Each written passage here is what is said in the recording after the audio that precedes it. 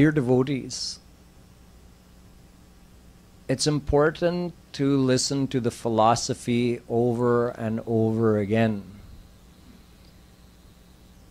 Chaitanya Mahaprabhu Ji says, Siddhanta baliya chitte na kar alas. Don't be complacent in thinking, oh, I've got it. समझ गया मैं. दोबारा तेबारा चौथी बार सुनने की क्या जरूरत है? But it is said, tattva vismaranad bhekivat. It's like in one ear and out the other. That's what happens to us because we don't do smaran of what we've heard. We've heard Kripaluji Maharaj describe all the basic points of the philosophy, and you've heard his preachers who come here and lecture on the same points of philosophy as trained by Shri Maharaj Ji. But having listened to all of those points, if we were tested on those basic points after a lecture or after a week of lectures, how well would we score? How much would we actually remember? That's the real test of कि कितना बैठ गया. कान में गया लेकिन बैठा नहीं, दूसरे कान से निकला. तो हमको स्मरण और मनन करना है. That means you roll it over in your mind. Guruji said that. Okay, yes. How do I apply this in my life? Why don't I remember this all the time? But since we're weak in doing manan, so avritti rasakrid upadeshat. Asakrid Brahma Sutra says, बार बार सुनो, वही बात बार बार सुनो. क्योंकि मनन तो नहीं करेंगे तो बार बार सुनना पड़ेगा. At least if we're not going to do manan, the next best thing is to hear the same thing over and over again. Because at least while we're hearing it, it's going in. It's staying there for some of the time. So I'm going to be explaining to you this week some very basic points of devotional philosophy, siddhant related to the path of bhakti, which most of you have heard before, but we need to hear it again. So this week the perspective is going to be, let's understand the devotional philosophy, the philosophy of Raganuga Bhakti, according to the teachings of Chaitanya Mahaprabhu Ji. That's the lens through which we're going to be looking at this same siddhant you've heard many times. We'll give a new flavor to it this week. We'll think about the same philosophy through Chaitanya Mahaprabhu Ji's Shikchashtak. 8 shloks which he said, which people have kept. It's called his Ashtapadi or Shikchashtak. These 8 shloks tell us the main theoretical points of devotion and also quite a few practical points that we're actually supposed to implement in our life and practice. And then we see what benefit we get. Plus there are some theoretical things about higher stages of bhakti and God realization which are currently beyond our experience, but they're described, so I'll be explaining some of that to you. Those of you who were recently in Radha Madhav Dham for our holy intensive, I also explained the Shikshashtak there, but that was a more condensed version in only 3 days. This is going to be an 8-day series, so we'll spend fully 1 day on each of these shloks so that we can understand in a little bit more detail the devotional philosophy. Let's start by considering who is Chaitanya Mahaprabhu Ji. Gauranga Mahaprabhu Ji kaun hai? There are 2 main types of saints. A saint, we say, is a Mahaprabhu Purush. Purush means a jeev, a soul. हम सब पुरुष हैं, स्त्रियां भी पुरुष हैं. Because in this case, Purush doesn't mean man. Purush means a living entity. We're all living entities, we're all souls, so we're called Purush. Mahapurush and Param Purush are two other ways we use this word. Param means the supreme. So who is the supreme entity? Shri Krishna. He is Param Purush. We are Purush. But there's a third class of entity, those Purush who have attained Param Purush. They become Mahapurush. Jis पुरुष ने परम पुरुष श्री कृष्ण को प्राप्त किया है उसे महापुरुष कहते हैं. हमारे इतिहास में हजारों महापुरुष हुए हैं. मीराबाई भी महापुरुष थीं, तुलसीदास जी भी महापुरुष थे, शंकराचार्य भी महापुरुष थे. We have dozens, hundreds of thousands of recorded, documented examples of saints that we call Mahapurush.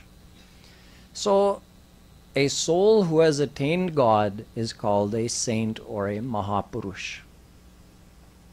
These saints are divided into two classes. Now, remember, we have the word Mahapurush, but two types of Mahapurush. Sadhan Siddh Mahapurush or Nitya Siddh Mahapurush. Dono Siddh hain. Both types have achieved perfection, God realization. So they're called Siddh. Dono Siddh Mahapurush hain. लेकिन एक नित्य सिद्ध है, सदा से सिद्ध हैं, और एक पहले हमारे जैसे मायाबद्ध थे और साधना करके उसने भगवान को प्राप्त किया है.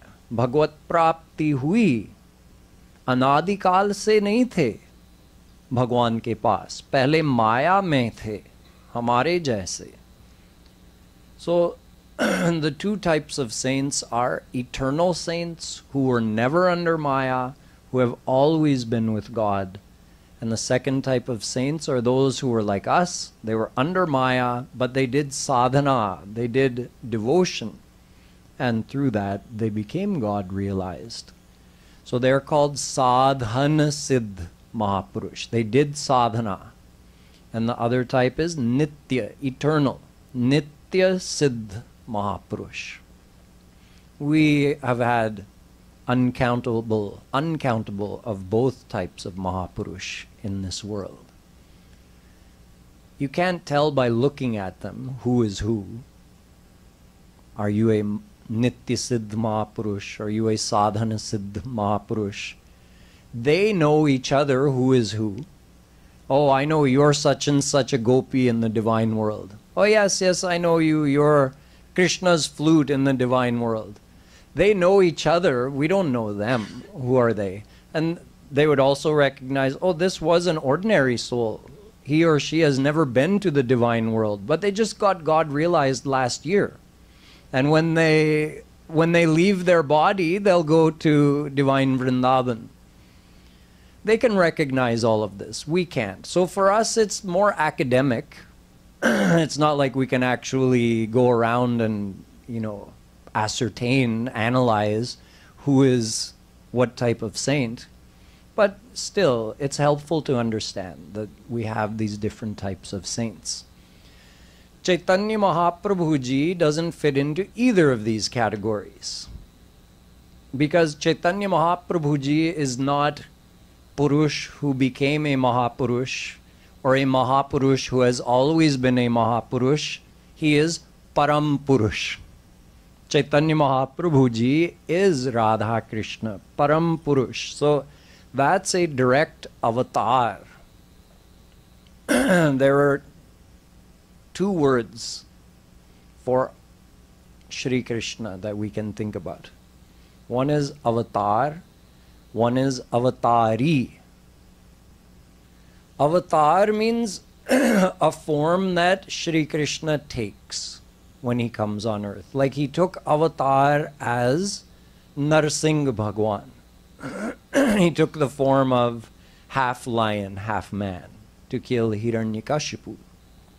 That's his avatar. But when Radha and Krishna were on the earth 5,000 years ago, was that somebody's avatar? No, it was them themselves who came. So Radha Krishna become Durga Mata, Shivji, Vishnu, Ganesh, Matsyavatar. They take all these forms. So all those forms are their avatar. But they are avatari, the one who takes avatar. Avatar ananta hote hain. Avatara hya sankhyeya hare sattva nidher dvija. Bhagavatam कहता है कि भगवान के अनंत अवतार हो चुके हैं, हुए हैं और भी होंगे,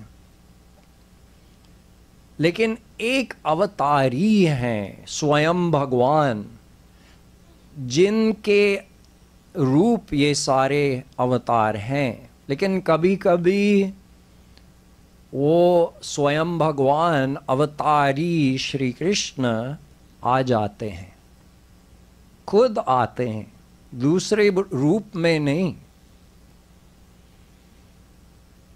ऐसा अवतार यानी अवतारी खुद आए 5000 वर्ष पहले, जब राधा कृष्ण आए और उन्होंने महारास किया। ये अवतारी राधा कृष्ण आए थे हमारे मृत्यु लोक में। 5,000 years ago, Radha and Krishna came.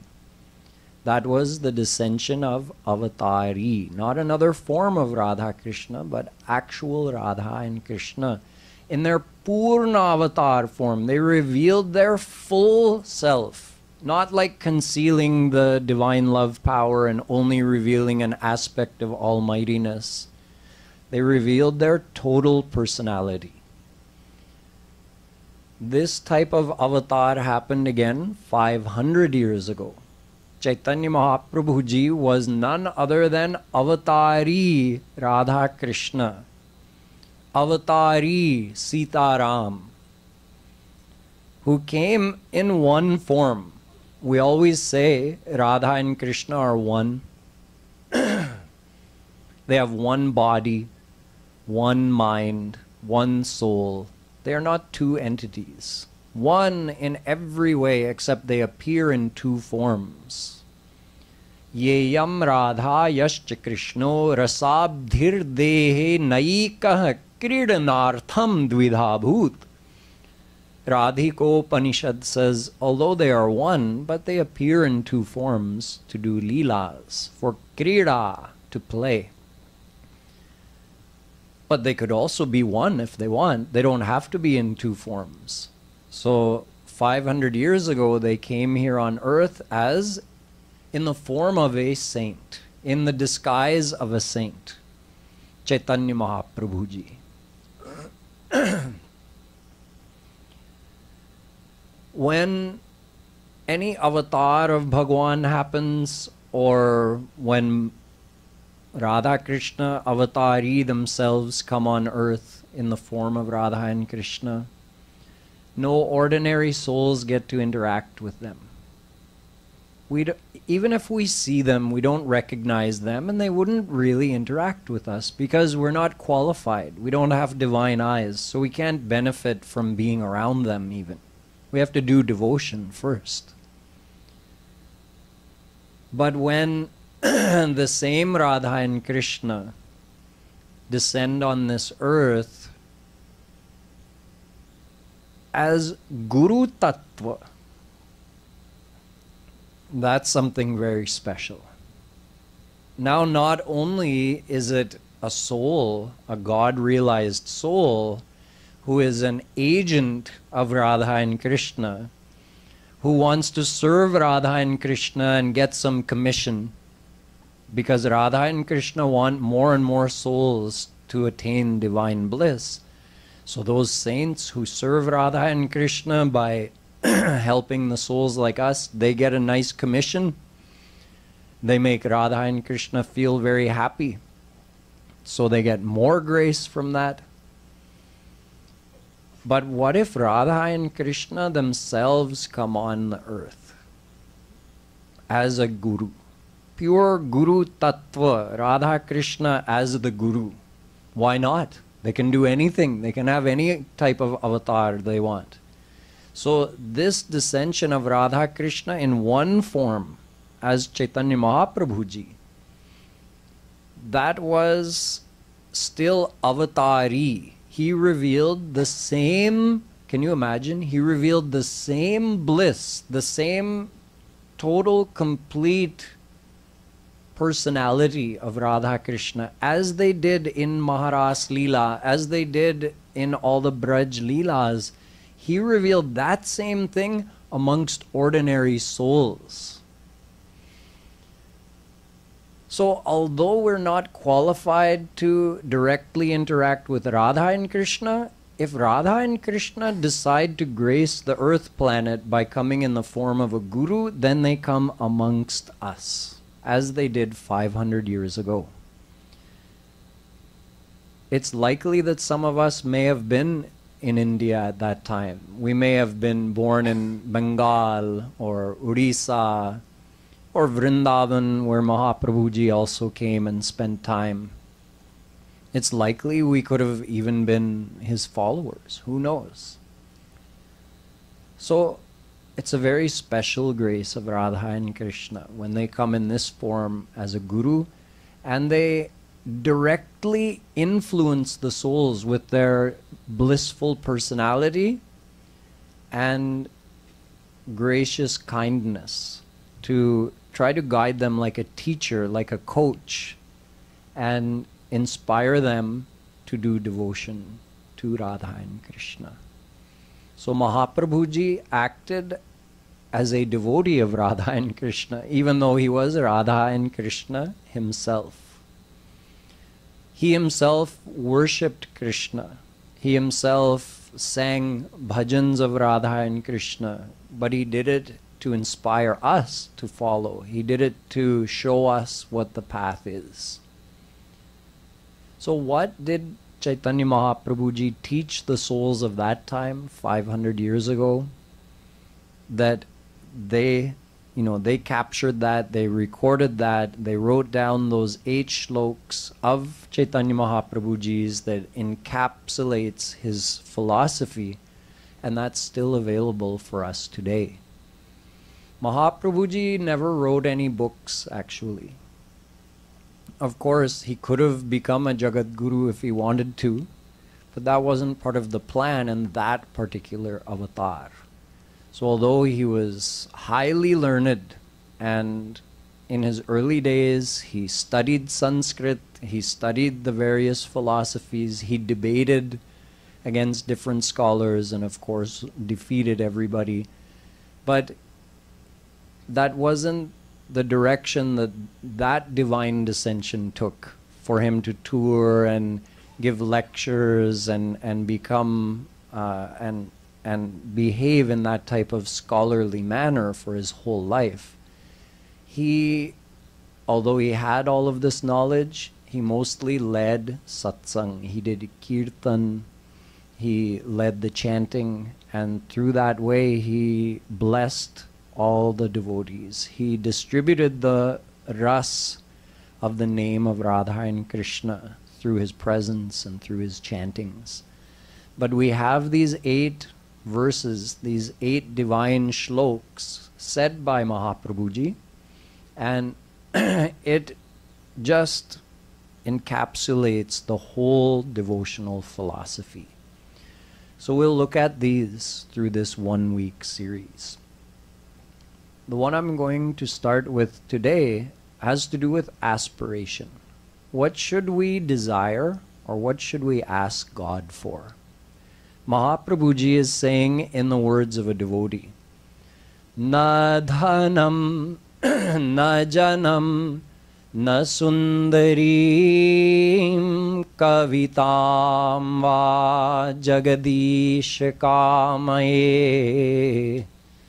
mama janmani janmani shvare bhavatad bhaktirahaitu ki tvai.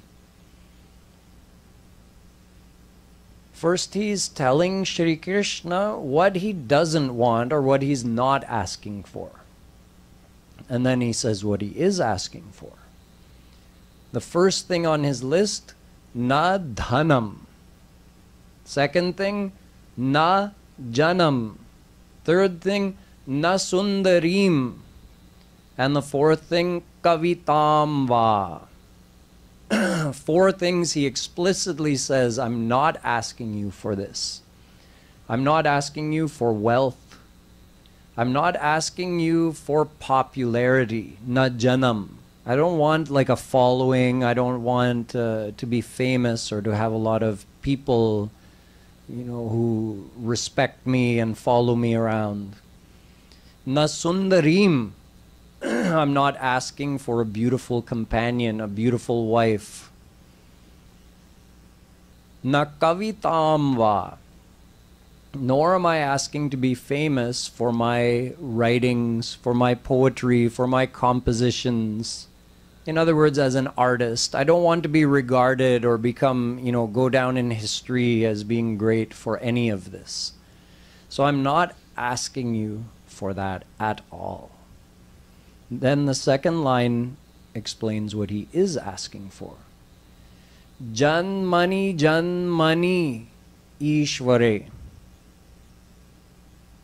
O Supreme Lord Shri Krishna, in every janma, bhakti rahitu kim tvayi, I want your selfless bhakti. There's 2 important things here that he's saying. The first being, in every life, har janma mein mujhe aapki ahaitu ki bhakti chahiye, bas ek hi ichha hai meri. तो इसमें 2 बातें विचारणीय हैं. एक है कि वो मुझे आगे कोई जन्म नहीं चाहिए, वो नहीं मांग रहा है. वो नहीं कह रहा है कि मोक्ष चाहिए मुझे इसके बाद जन्म मत दो माया में, मृत्यु लोक में. वो नहीं कह रहा है. कह रहे हैं कि जन्मनी जितने भी आगे जन्म मिलेगा मुझे, तो हर जन्म में आपकी अहैतु की भक्ति चाहिए मुझे, आपकी निष्काम भक्ति. अहैतुकी means हेतु रहित, बिना हेतु की भक्ति. हेतु means a reason, a condition. I want to have unconditional bhakti to you in every life. These are a lot of very important statements. ये एक ही श्लोक में महाप्रभु जी ने इतना महत्वपूर्ण सिद्धांत डाला है, इस पर विचार करना चाहिए. We should really think about the meaning of this shlok. Why is he first of all not asking for wealth, a following or any kind of fame, a beautiful companion, or to go down as a famous poet or writer or composer? Why is he not asking for any of this?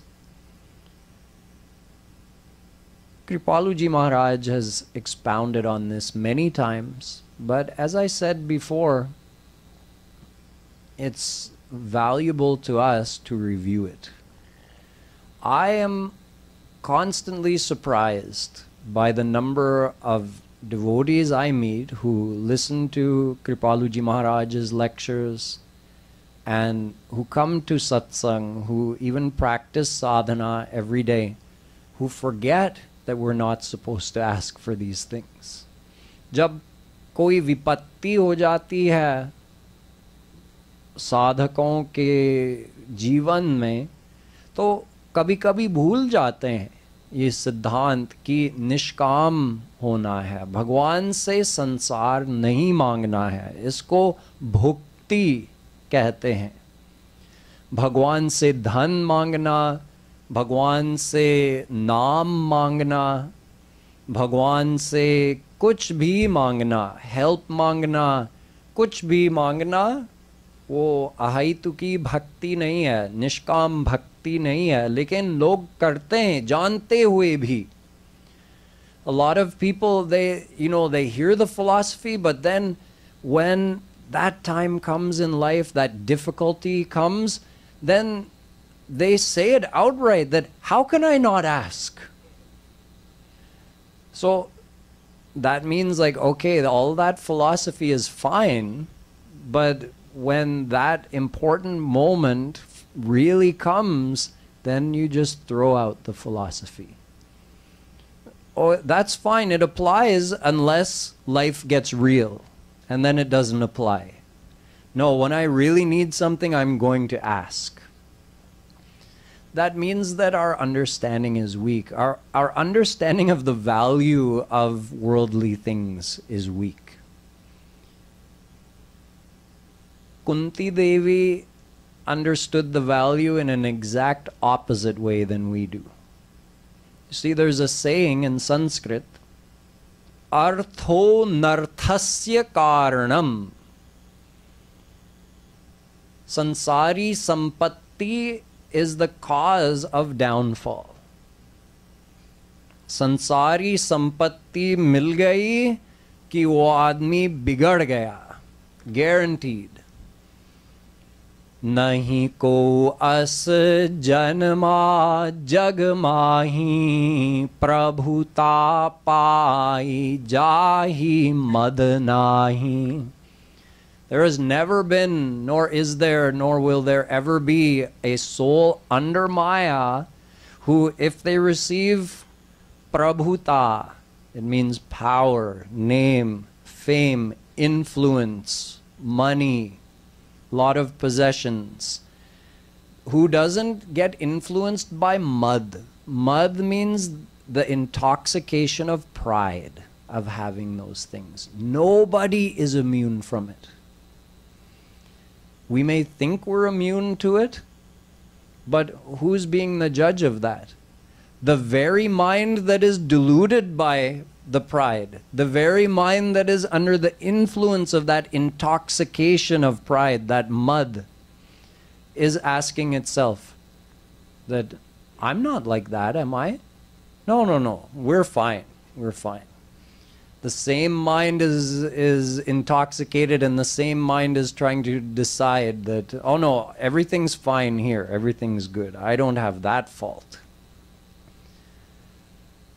No one is immune from it. We're all susceptible. Just think about how we feel if someone compliments us, praises us. We may think we're an evolved devotee, but as soon as that praise comes, oh, we're feeling so happy. Swami Ji, आज आपने क्या प्रवचन दिया है, वाह वाह. स्वामी जी भी फूल गए, हाँ. और यदि किसी ने कहा कि आज क्या बक बक कर रहे थे, कोई सेंस नहीं था, पता नहीं भैया आज कुछ पी के आए थे क्या, तो फिर क्या फीलिंग होगी. लेकिन जो सच्चा साधक है वो तो ऐसे प्रेज सुनने से, प्रशंसा सुनने से उसको कोई फीलिंग नहीं होनी चाहिए, लेकिन हमको होती है.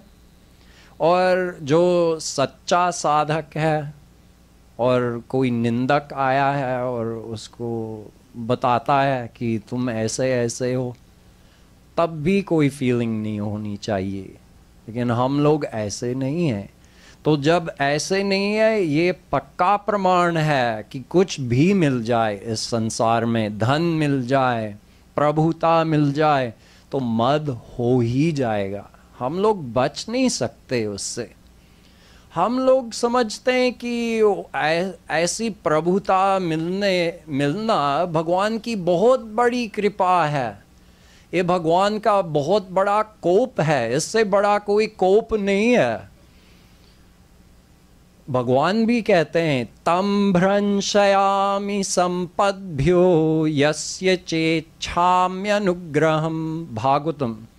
श्री कृष्ण कहते हैं कि मैं जिस पर कृपा करता हूँ, मैं उसको उस पद से गिरा देता हूँ, उसका संसार छीन लेता हूँ यदि कृपा करूँ तो। Shri Krishna says, if I want to grace somebody, I make them fall from that elevated status they have, because it's that status that deludes their mind. Because of that status, they're mean to other people. They don't understand other people's suffering. They don't care about other people, and they do so many sins because of that. And thinking about God, well, that's another matter altogether. What's the need of God when I'm so great? So this is the danger of these worldly things.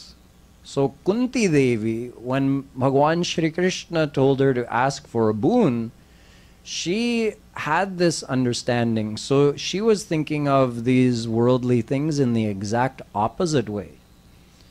So she said, I want vipatti. Tatra tatra jagad guru. Tatra tatra har pad. At every step of my life, I want misfortune, difficulty, loss. Why? Janmaishwarya shruta shri bhiredhaman mada puman naivarhatya vidhatum vai tvam kinchana gocharam. Bhagavatam. Kunti देवी कह रही हैं कि जिसका जन्म हुआ है किसी कुल में जो बहुत, जिसमें बहुत स्टेटस है, उसी का अहंकार हो गया। जिसके पास सुंदरता है, उसी का अहंकार हो गया। जिसके पास ज़्यादा इंटेलिजेंस है, उसी का अहंकार है। भले ही वो बदसूरत भी हो, लेकिन उसका अहंकार, मैं तो सबसे बड़ा बुद्धिमान हूँ। जिसके पास शरीर का बल है, उसका भी अहंकार है। तो ये अहंकार जो होता है, वो हमको भगवान से शरणागत नहीं होने देता है। इसलिए कुंती देवी कह रही हैं कि जो भी इनमें से है मेरे पास, वो भी छीन लो और कुछ भी मत दो मुझे। वही बहुत बड़ी कृपा है, ये सब छीन लो मेरा और फिर मैं शरणागत हो जाऊंगी। वो यही तो बाधा है, इसी के कारण मैं शरणागत नहीं हो पाती हूँ। ये सब छीन लीजिए महाराज। So Kunti Devi asked for that amazing boon, knowing that Bhagwan Tvam Akinchana Gocharam, you are only attainable by those who accept themselves to be akinchan. That means completely destitute. Like a person who's homeless with nobody to help them, no money, no friends, nothing in this world, destitute. You are attainable by the person who in their heart feels themselves to be that. Without you, I am destitute. So you see how it's hard to believe that in our heart. It's very difficult. the more things we have in this world, the more of that pride we have, that we take comfort in those things. Those things, that comfort, that pride we have in those things, that doesn't allow us to feel completely destitute. हम लोग अकिंचन का महसूस नहीं करते. So, then does it make sense to ask God for these things? Instead, we should thank God. Oh, you took this thing away from me. You've given me this difficulty in my life. You've given me this pain in my life. Thank you. Because of this, I'm going to better realize the imperfect nature of this world. Because of this, I'll be able to understand that everything in this world is temporary. True happiness must only be in you. So thank you. Don't ask him to fix your problems. Thank him for your problems. उनको धन्यवाद देना चाहिए जब कोई विपत्ति आती है. Material चीजें तो ही हैं. We think it's such a big deal. We came into this world with nothing. God made our body for us in our mother's womb. He gave us that. We came into this world and we gradually accumulated this. I got a car now, I got a house now, I have a husband now, I have a wife now, I have 1 kid, 2 kids, 3 kids now. Now I've got $1 million in the bank. Now I've got this status at work and in the society. We started accumulating all of these things. All of these things one day will just evaporate like kapoor. You leave kapoor out in the air, before you know it, it just evaporates and it's gone. That's this body, our possessions, our name, our fame, our money, everything. And yet we hold on to it like this thing is so dear. Without this, I cannot survive. Bhagwan, oh no, please, don't let this happen. Don't let that happen. We think it's so important. But Bhagwan is looking at us like you've had uncountable lifetimes. In every life, you make a new mother, a new father, new kids, new friends. You get a new body, a new house, a new car, a new job. In every life, you keep changing. You think these things you have right now are so important? You've had unlimited of these things before. You'll have unlimited more now. और हम लोग इतना परेशान हो जाते हैं कि भगवान ऐसा मत होने दो. Please help me. भगवान नहीं सुनते. He doesn't. People think that, oh yes, God listens to our material prayers and He helps us. People get confused. Even long-time devotees, they start saying things like, हाँ मैं कृपालु जी महाराज को बहुत मानता हूँ. अच्छा, क्यों? क्योंकि उनके प्रवचन सुनने के बाद जब मैंने उनके प्रवचन को सुनना शुरू किया है, उसके बाद ये चीज़ जो मेरे जीवन में गड़बड़ था वो ठीक हो गया है, इसलिए उन पर बहुत विश्वास है. अच्छा, उन पर विश्वास करते हैं, उनको मानते हैं, उनका सिद्धांत नहीं मानते. ये तो उनके सिद्धांत के ठीक विरुद्ध है. महाराज जी कहते हैं कि ये सब कृपा नहीं है कि कुछ ठीक हो गया मटेरियल लाइफ में. ये कृपा नहीं है, ना गुरु जी की कृपा है, ना भगवान की कृपा है. ये तो आपका प्रारब्ध है. आपके प्रारब्ध में था, पूर्व जन्मों के कर्मों के अनुसार, इसलिए भगवान ने दिया है. ऐसे ही नहीं देते. देना पड़ता है. जब आपने वो कर्म किया है, देना पड़ता है भगवान को. लेकिन ऐसे आपकी प्रार्थना सुन के नहीं दिया. ये नियम के विरुद्ध है. भगवान अपने नियमों को नहीं तोड़ते. भगवान सर्वशक्तिमान है, सब कुछ कर सकते हैं, कुछ भी कर सकते हैं. अरे उनके पास योग माया शक्ति है.